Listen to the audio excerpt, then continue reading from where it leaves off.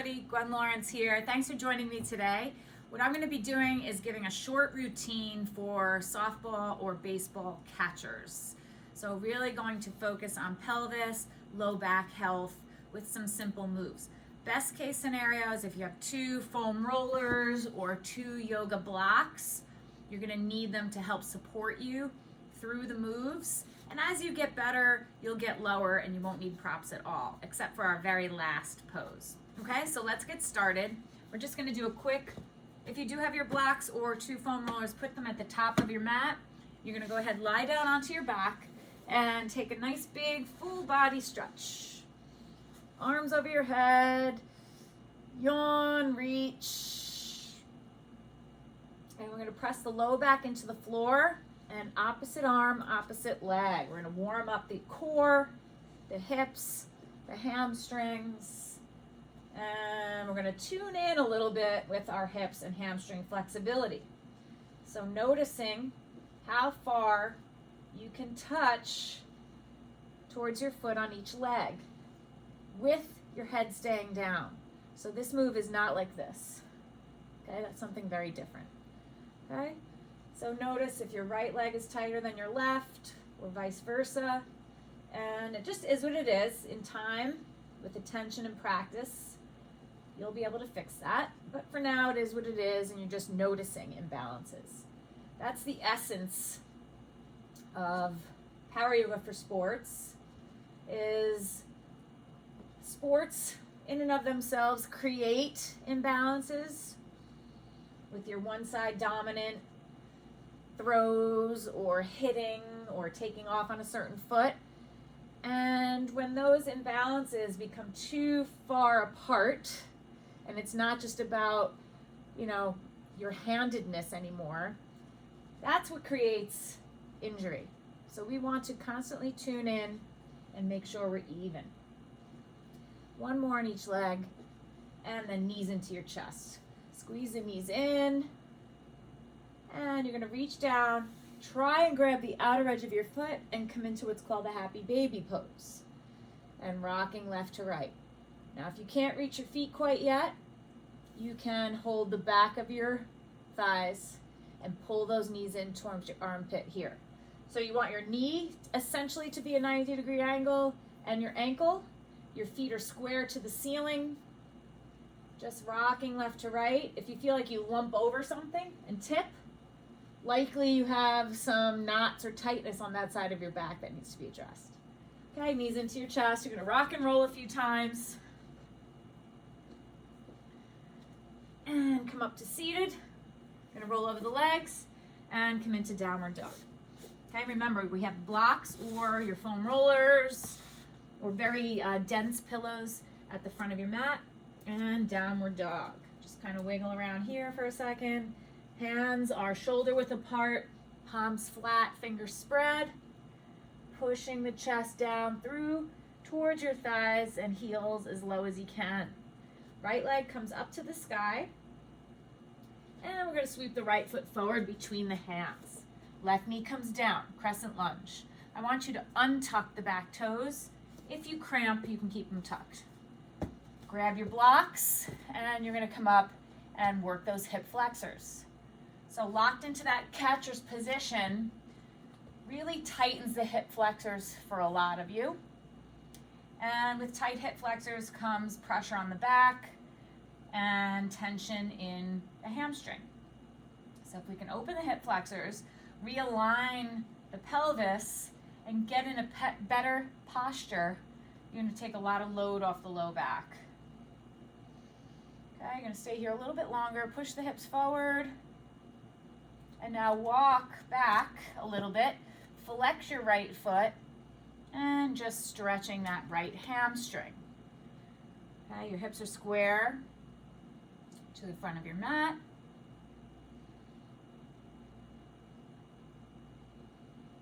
And you want to think about your lower ribs and belly button reaching the thigh before your head. So this isn't a rounding one today.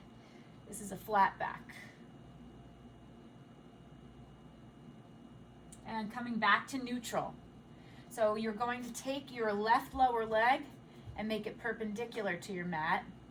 Now you're going to be perpendicular to your mat. I'm going to move back. Okay, and you're going to be in this gate pose prep. Okay, now you're going to have the left arm down, right arm comes up and over. So there's two ways to position your extended leg foot. That is flattening the foot and your toes pointing the same direction as your chest, or you can flex. So try both, try one, whatever you like, settle in there. So don't collapse into the shoulder, launch off, get long.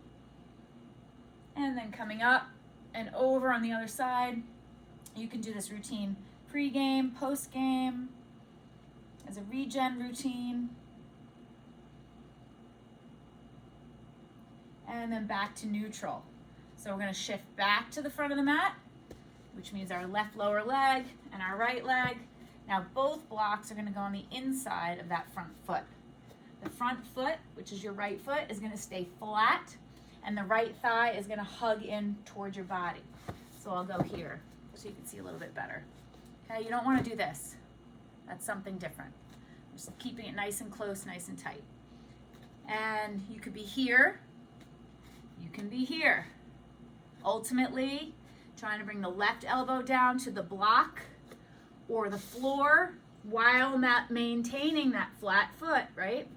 And your other arm to the block or the floor. I like to bring both elbows to the floor and take a block and rest my head. Keep pressing the hips forward, tucking the tailbone, releasing tension in the belly, and keep pressing. You're going to stay about another 30 seconds. So hang in there.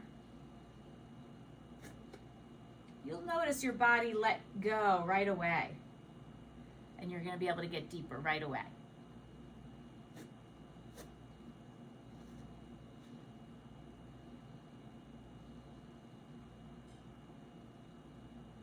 And then straighten the arms. So if you really want to go advanced, if you don't, you want to watch, just stay there. If you want to give it a try, baby steps, you're going to turn that right foot out a little bit, and you're going to drop out. So now you're going to roll to the pinky toe side with a little flex in the foot so that the whole leg goes, there's not tension on the knee, and you're not just rolling the ankle, right? You're going to keep it as though the ankle's in an ankle brace.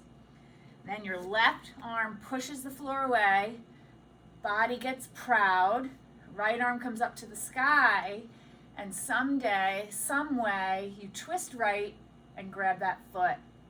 Okay, look over your right shoulder for a couple deep breaths. Getting that quad. And then let it go. And everything's going to come back to downward dog. Walk it out. Walk it out. And left leg up to the sky. Left foot forward. Right knee down. Grab your blocks. Whatever you have. If you don't have blocks, you can climb on the thigh and just push the hips forward. But you want a nice proud chest. And keep negotiating that right hip flexor. Shoulders out of your ears.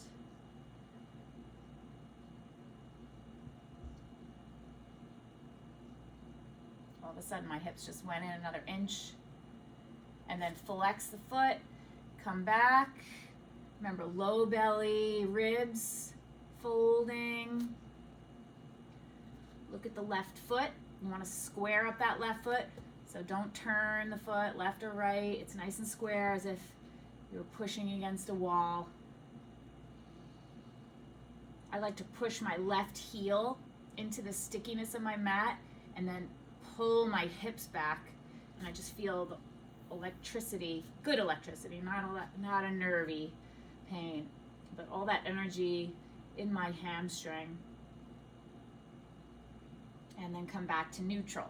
So now the right lower leg is going to go perpendicular, and we're going to turn to your right. Right arm down, left arm up and over. You might even want to go lower. Eventually, you will touch the floor. And then bring it up. Left arm down on your block, whatever level, right arm up and over. There's a lot of reaching. You don't want a ball to get by you, so you want the side body open, you want your reach nice and clean. And then bring it back up to neutral. Turn the body back to the front of your mat. Bend the knee, both blocks on the inside of the left foot this time. And right knee slides back. This is called lizard pose. So you're here, or you're here, or you're here, or you're down. Just remember that left foot is flat, left thigh hugs in. I like to rest my head.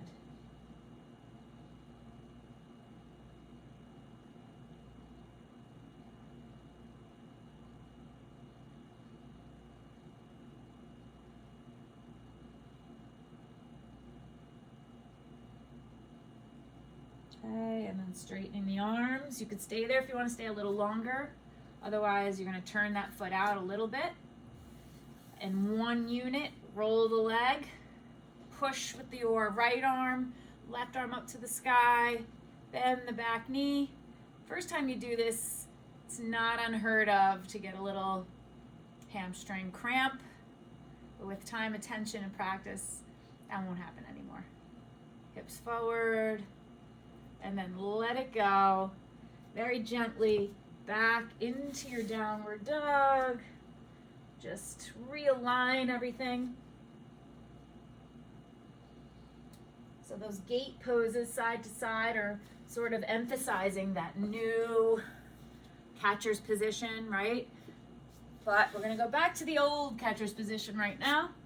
Walk your feet to the outside of your hands and come into a squat. I want you to go as low as you can, as long as your feet are flat.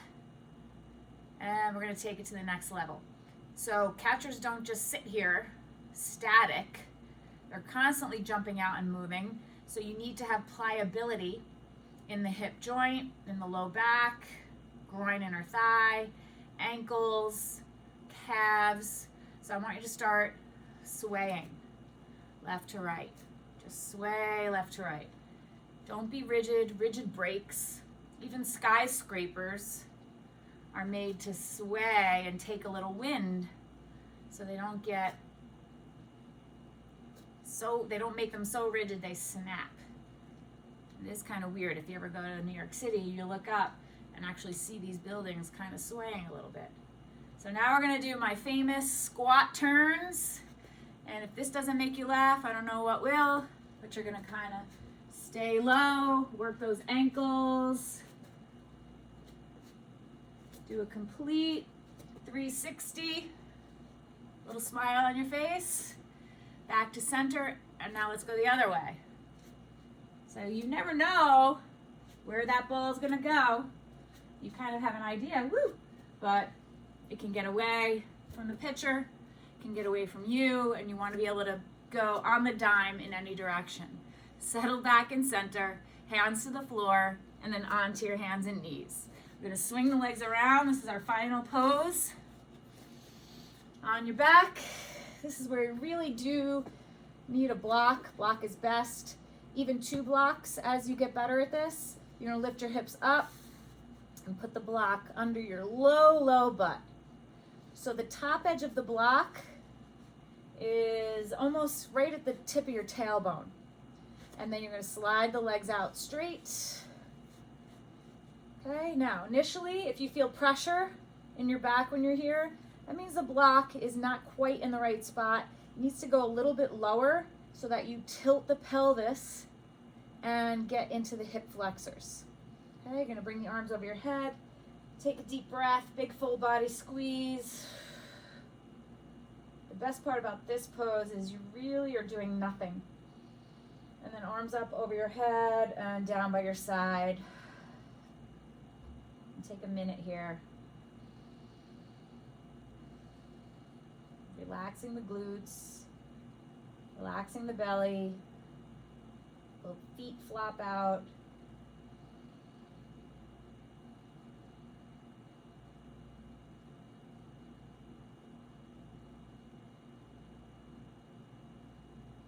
As a standalone, this is a great pose to do on a rehab, regen day. And like I said before, you may even get to 2 blocks. I have some clients, some of my athletes on 3 blocks. Okay, so very gently, very slowly, knees bent, feet flat.